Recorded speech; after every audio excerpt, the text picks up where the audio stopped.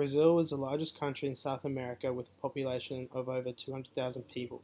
Located on the near equator of the east coast of South America, the seasons are somewhat similar to Australia, being a tropical climate. Due to its large size and landscape of Brazil varies greatly, containing tropical grasslands, semi-deserts, rainforests, swampy and coastal regions. Around 1,500,000 Brazilian-born people are found to be living in Australia. However, the number of Brazilian immigrants migrating to Australia is on the increase. Brazil loves its soccer, the Brazilian Carnival, Crassarezima, and the Amazon rainforest, but most importantly, its delicious and dynamic cuisine.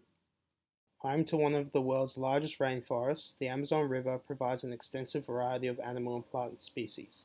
However, in the late 1900s, logging and commercial industries damaged much of the rainforest, and in turn, dozens of animals and plant species became extinct. The Amazon's ecosystem accumulates for about one-fourth of the world's plant species. The removal of the forest by developers affects the social and economic lives of the indigenous people who live in the forests, whose families have lived there in relative isolation for many centuries. The rainforest is their home, and a fundamental source of food, shelter, nourishment, and also culture heritage. Thus, the deforestation and removal of forests within the Amazon regions are prone to traditional food diversification. The depleting number of plant and animal species are directly influencing changes in traditional indigenous cuisines, as what natural foods that the local community initially were accessible to are now forced to transition to a new source of food in order to survive, essentially changing the food dynamic of what the Amazon River naturally provides. Brazil's culture is exceptionally diverse and has influenced many different regions' food specialities. With the colonization of Portuguese in the 1500s, their cuisine remains strongly rooted, even after the language and other customs have disappeared. Brazil have a very rich soil, the edible crops available in each region, and the different climates add to the distinctive characteristics and cooking styles of regional Brazilian cuisines.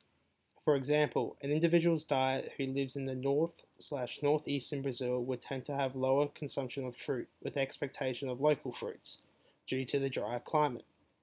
The Northeast cuisine is further shaped by the African heritage, as African slaves were brought in to work as slaves on the early plantations of the Northeast coast. This Brazilian style of cooking favors the sweet rather than the hot, using ingredients like pineapple, coconut products, and palm hearts to flavor dishes.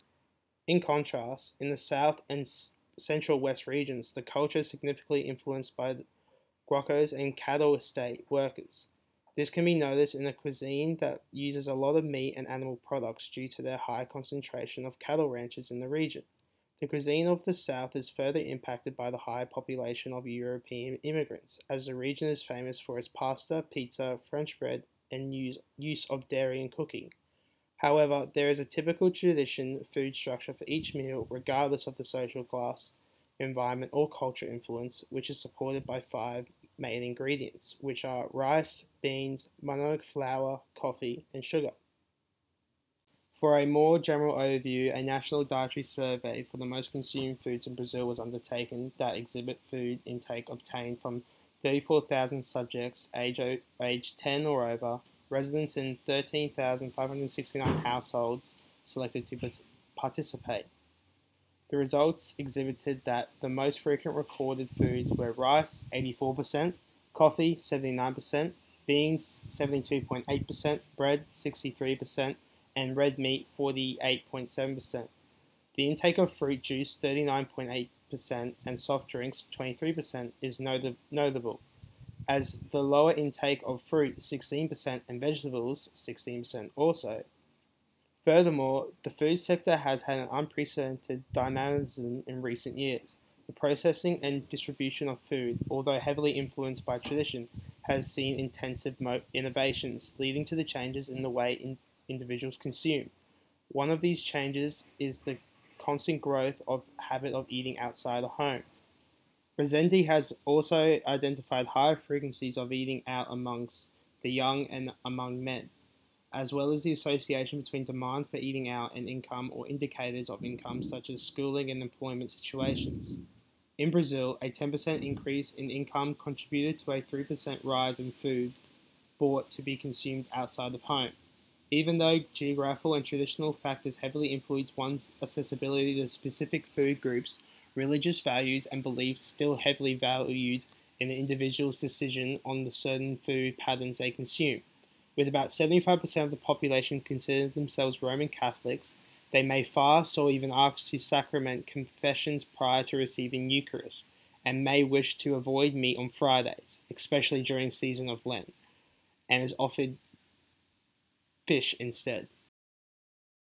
Breakfast is rarely skipped, with only 5 to 6% of Brazilians admitting to doing this on a frequent occasion. It commonly consists of bread accompanied by cheese or ham with fresh tropical fruit and coffee.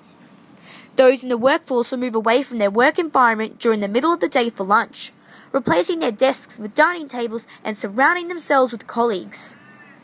They dig into dishes consisting of rice, beans and proteins, accompanied with salad and vegetables that are dependent on the region and season. This is a sacred time for Brazilians, who position lunch as the most important meal of the day.